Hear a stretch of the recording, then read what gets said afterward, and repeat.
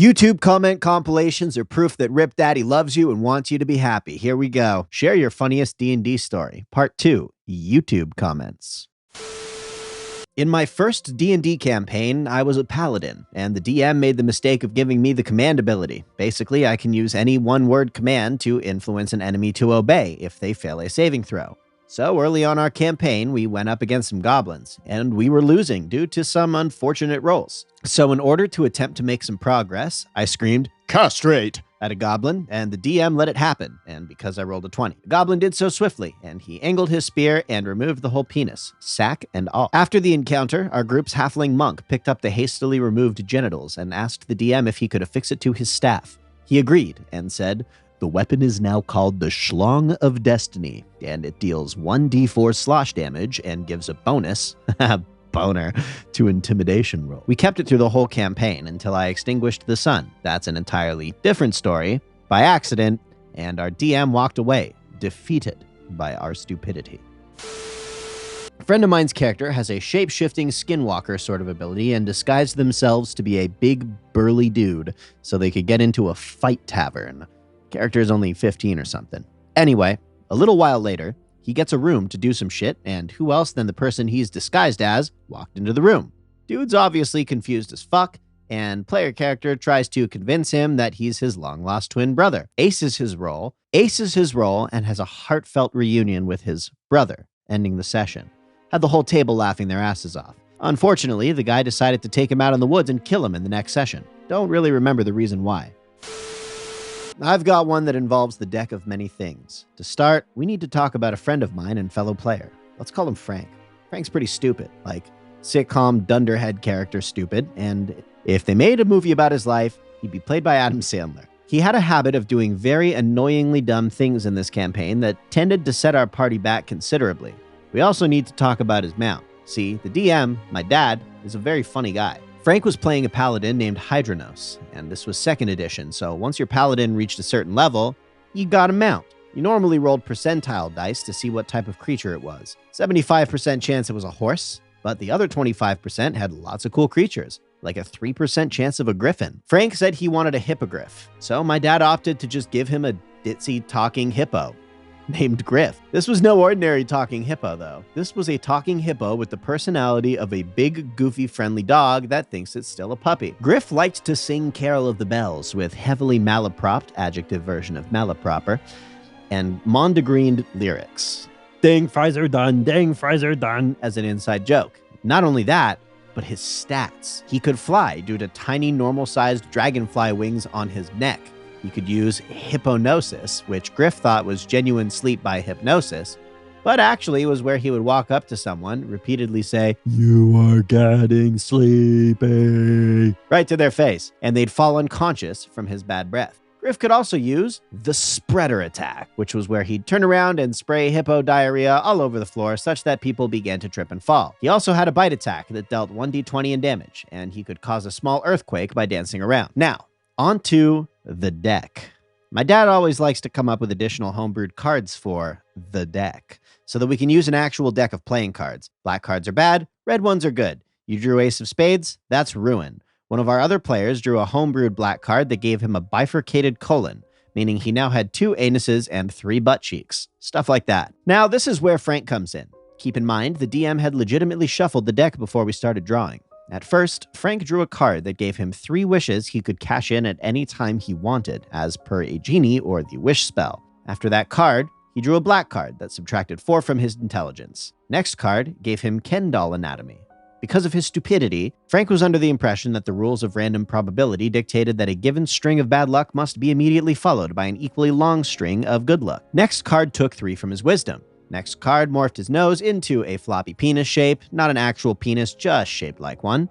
That, because of how paladins worked back then, would cost him his paladinhood if he ever exposed it in public. Next card took another 3 from his intelligence. Next card said that 3 powerful vampires were chasing him down and would catch up to and fight the party in a certain amount of time. Next card took 6 from his wisdom. Next card said that a horde of demons were chasing him down and would fight the party in a certain amount of time. Next card took another 3 from his intelligence. Next card took 5 from his charisma. Reminder, this was the state the deck wound up in after having been shuffled. Next card took 4 from his intelligence. Frank only stopped drawing cards at the next one, which turned him into a goat. Not a goat with the mind of a paladin, mind you. An ordinary goat with no genitals, a penis-shaped nose, and talking hippo best friend. Since Griff was still bound to this goat as his mount, we couldn't keep him, so he had to follow when the goat wandered off into the part of the dungeon we'd already cleared. End of session. But sometime before next session, the DM remembered that his goat still had those 3 freaking wishes. So, when we finished the dungeon and walked to the exit, we found them in a room that now had a river of beer flowing through it, cabbage endlessly, to quote the DM, bleeding from the walls, and an oddly attractive female goat with unusually prominent teats. Then the vampires and demons teleport in, and they just stare in silence. They didn't even stop us from leaving the dungeon. I'm not sure if this is my funniest, but still it's pretty funny. Back in the days of 2nd edition, in high school, we played with a guy that, for some reason, was the target of many practical jokes, during the game and out of the game. His name was TC. One game, we needed to look down a tunnel in the ground no one could possibly fit into, and so the wizard shrank TC until he was the size of a mouse. TC goes to investigate the tunnel, and when he was about 5 feet in, one of the other characters announces, "I piss into the hole." Everyone starts laughing. The DM says to TC, "You hear a rushing sound coming down the tunnel, and a yellow tidal wave rushes towards you." TC says, "What?" Yet another character announces, "I shit down the hole," to which we all laugh even harder, and TC says, "No, you bastards!" DM says, "You see big logs floating in the yellow river which overwhelms you." Lots of stories like that one, LOL. Hope I'm not too late to share, and first time commenting. Thank you for commenting. So this is my first ever D&D session, face-to-face with 4 other of my friends. We were playing a changeling bard, a wood elf monk, a high elf sorcerer, and I, a human artificer. The twist here is that my character is actually from Japan, and got sent to our DM's world and the setting for the campaign after he got hit by a truck. Anyways, it was our first session, and my character meets the party in a tavern, inquiring them if any of them know magic, to take him home back to his world. And I asked the DM if I can roll a persuasion check. Sorcerer, can he do that? DM, I'll tell you what he needs. 10 or lower, the 3 of you think he's a spy. 11 to 14, and you think he's slightly crazy, and go, amongst yourselves. 15 or above, you find it plausible and possible he's from an alternate reality. Bard, what if he rolls a nat 20? I roll, I get my first ever natural 20 in my life, and the table goes wild. Now, the party definitely believes I'm from an alternate dimension and a place called Japan. This just happened last night and is probably one of the funniest moments I had in quite a while. I go to a local game store for Adventurers League, and we were doing the hardcover of Descent into Avernus. We get to a fiendish marketplace and look for a place to rest so we can get our spell slots back as well as missing HP. The party negotiates with some of the fiends/devils to be able to have a guard posted so they can take a long rest. Since they didn't want to pay soul coins to lodge, I told the DM I wanted to lodge in there. But before I did, the DM said to the party along the lines of paying 1 soul coin for companionship for the night. I agreed to it and ended up getting the benefit of a hero's feast, while the rest of the party was questioning me. Wonder if you were eating cake. After our long rest, we went to continue our mission and had to descend a 500-foot deep pit to free a demon for a distraction and had to roll strength/athletics checks to proceed down safely. Everyone in our party managed to roll high teens to low 20s. Everyone but me. I rolled a 5. I proceeded to fall 500 feet and hit the ground because our wizard did not have Featherfall prepared. I went from 84 hit points with 6 temporary hit points down to 18 hit points, taking 20d6 fall damage. To make matters worse, the DM then told me to roll initiative directly afterwards, while the rest of the party continued to climb down the pit.